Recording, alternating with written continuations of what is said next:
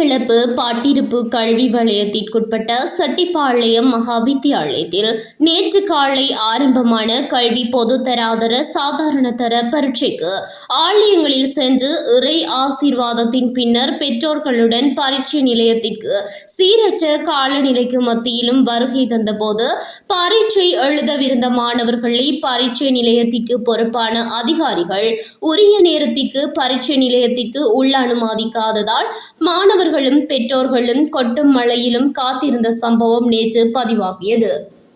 மட்டக்களப்பு மாவட்டத்தில் நேற்று காலை தொடக்கம் தொடர்ச்சியாக மழை பெய்து வரும் காரணத்தினால் பரீட்சை எழுதும் மாணவர்கள் பலத்த அசௌகரியங்களை எதிர்நோக்கியிருந்தனர்.